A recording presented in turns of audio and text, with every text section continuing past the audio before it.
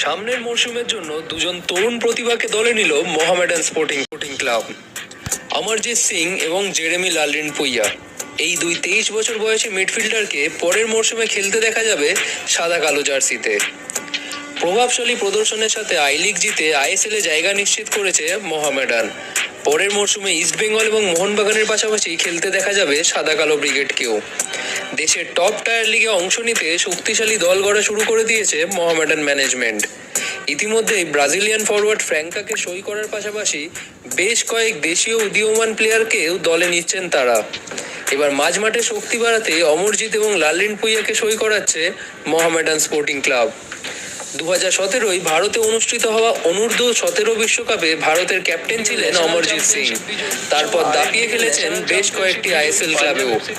East বেঙ্গলের পাশাপাশি এই অমরজিৎ জামশেদপুর এবং পাঞ্জাব এফসির যোগদান যে মোহামেডানের মাঝমাঠে শক্তি বাড়াবে তাতে কোনো সন্দেহ নেই। অমরজিতের পাশাপাশি রিয়েল কাশ্মীর থেকে মোহামেডানে যোগ দিচ্ছে জেরেমি লালরিনপুইয়া। গত আই লিগ মরশুমে রিয়েল কাশ্মীরের হয়ে 23টি ম্যাচে 3টি গোল এবং 4টি অ্যাসিস্ট রয়েছে এই মিজো মিডফিল্ডারে। গত মরশুমে সিএফএল এ ডায়মন্ড হারবারের হয়েও খেলেছেন এই লালরিনপুইয়া। মাঝমাঠ ছাড়াও উইংয়ে খেলতে পারদর্শী এই মিজো মিডফিল্ডার। সৈরামসম সিং, গৌরব বোরার পর এবার অমরজিৎ এবং লালরিনপুইয়াকে দলে নিয়ে মোহামেডান যে তাদের ইন্ডিয়ান কোরের যে বেশ অনেকটা শক্তি বাড়িয়ে নিল তা বলতে দ্বিধা রাখে না।